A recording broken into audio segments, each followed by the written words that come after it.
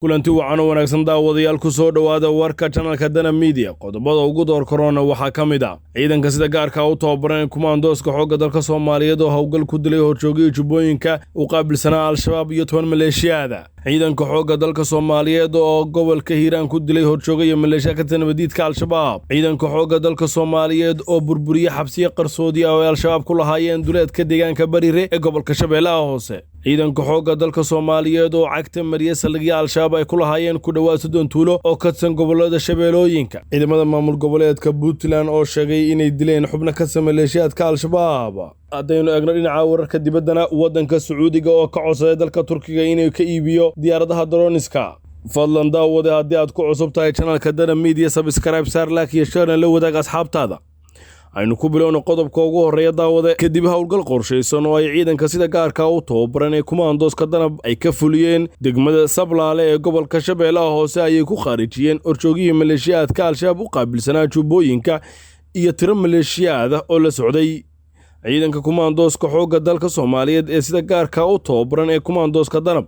ayaa ka warhayay in habeennimadii uu horjooguhu iyo maleeshiyad la socday soo gaareen Sablaale isla markaana hawlgalkan qorsheysan looga fuliyay degmadaasi iyagoona uga galay guri ay ka joogeen degmada Sablaale isla markaasna goobtii ku wada toogteen horjoogaha iyo maleeshiyadkii la socday horjoogahan ciidanka sida gaarka u tababaran ee kumaandooska Danab ee xoogga dalka Soomaaliyeed ay khaarijiyeen ayaa lagu magacaabaa Mucaad Dheere kaasi oo ay Al-Shabaab u qaabilsanaa waxay ugu yeeraan wilaayada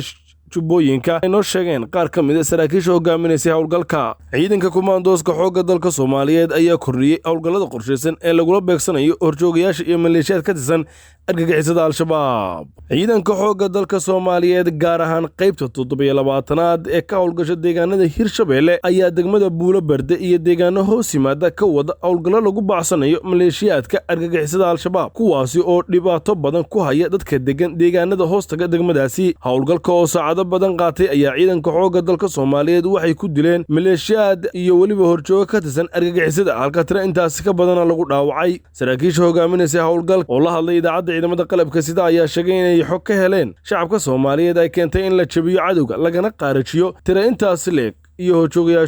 horjoogayaashani uu ka mid yahay horjoogii Al-Shabaab u qaabilsanaa dhibaateynta shacabka Buulo Berde iyo deegaanada hoos yimaada kaasi oo lagu magacaabo Cabdiqaadir Fiidow Macalin Cali muddooyinkii ugu dambeeyay waxaa sii kordhaya taageerada ciidanka xoogga dalka Soomaaliyeed ay ka helayaan shacabka Soomaaliyeed taasoo fududeysay in laga itaal roonaado nabadiidka jabka xoogana la gaarsiiyo ciidanka xoogga dalka Soomaaliyeed ayaa hawlgal lagu baacsanayo nabadiidka Al-Shabaab ka fuliyay tuulooyinka hoostaga deegaanka Bariire ee gobolka Shabeellaha Hoose halkaas oo ay ku dileen sarkaal ka tirsan argagixisada Al-Shabaab hawlgalkan ahaa mid qorsheysan ayay ciidanka xoogga dalka ka fuliyeen tuulada Nuunay oo 15 kiiloomitir dhanka galbeed kaga beegan deegaanka Bariire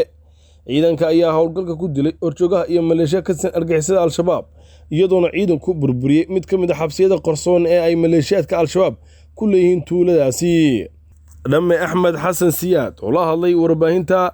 ayaa sheegay in hawlgalka lagu burburiyay mid ka mid ah xabsiyada qarsoon oo ay Al-Shabaab ku lahaayeen tuulada Nuunay isagoo intaa ku daray in ciidamada ku soo furteen dad shacab ah oo nabadiidka si afduuba ugu haysteen xabsi qarsoon taliye Axmed ayaa tilmaamay in hawlgalka lagu dilay horjooga Al-Shabaab u qaabilsanaa xabsiga qarsoon kaasi oo lagu magacaabo Abu Cabdullaahi Mustaf iyo waliba laba horjooge oo kale oo goobta ku sugnaa ciidanka kumaandooska xoogga dalka Soomaaliyeed ee sida gaarka u tababaran ee Gorgor iyo guutooyinka 7aad iyo 3aad ee qaybta 27aad ciidanka xoogga dalka Soomaaliyeed ayaa maalmihii u dambeeyay waxay hawlgal burburina ka deegaano ka tirsan gobolka Shabeellaha Dhexe hawlgalkan ayaa ciidanku waxay ku burburiyeen maxkamad beenaadii Al-Shabaab ay ku lahaayeen kuwaas oo ay dadka ugu yeeri jireen isla markaasna ku baadi jireen sidoo kale ciidanka waxay hawlgal ku khaarijiyeen horjoogii Al-Shabaab u qaabilsanaa deegaanka Basro oo hoos yimaada degmada Balcad sidoo kale ciidanka xoogga dalka ayaa fashiliyay gaari dhayna ah oo Al-Shabaab qarax ku soo rareen saraakiisha hogaaminaysa hawlgalka ayaa idaacadda ciidamada qalabka sida ee Soomaaliyeed uu xaqiijiyay in hawlgalka uu yahay burburinta goobaha Al-Shabaab dadka ay ku baadaan isla markaasna goobo badan ciidanka ay burburiyeen waxayna tilmaameen in ciidanka xoogga dalka Soomaaliyeed u diyaarsan yihiin sidii dalka oo dhan ay uga sifayn lahaayeen argagixisada Al-Shabaab tuulooyinka ciidanka xoogga dalka hawlgallada ka wadaan ayaa waxa ay kala yihiin tuulooyinka ciidanka xoogga dalka Soomaaliyeed ay hawlgalka ka sameeyeen kuwaasi oo ka wada tirsan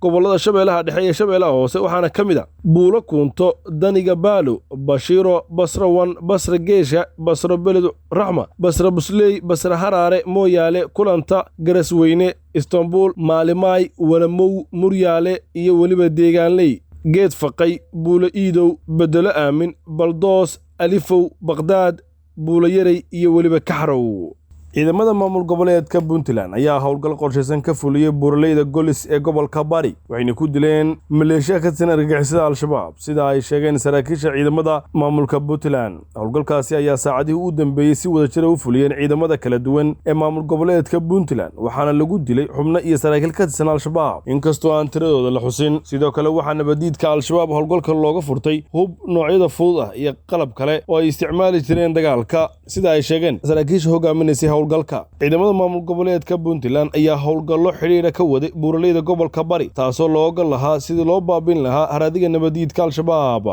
haatan daawadayaal aynu aadna dhinaca iyo wararkii dibadda. madaxweynaha waddanka Turkiga Rajab Tayyip Erdogan ayaa shaaciyay in boqortooyada waddanka Sacuudiga ay ka codsatay in dalkaasi uu ka iibiyo diyaaradaha dagaalka aanu duuliyaha saarnayn ee loo yaqaan droniska. Erdogan ayaa warkan sheegay xilli uu ka falcelinayay dhoolatus military oo ka dhacay caasimadda Athens kaasoo ka qayb galeen ciidamada Greega, Faransiiska, Masar, Sacuudiga, Imaaraadka iyo Bahrain. waa arrin la yaabo in Sacuudiga uu ka qayb galo dhoolatus ciidan ee Greega halka dhanka kalena ay naga codsanayaan inaan ka iibino droniskeenna. waxaan rajaynaynaa inaan arrintaasi si degan ku xalino ayuu yiri Erdogan. Turkiga ayaa u arka dhoolatuska ciidan ee ay dalalka ka sameeyeen Greega mid loogu soo horjeedo Ankara oo uu khilaaf kala dhaxeeyo xukuumadda Athens.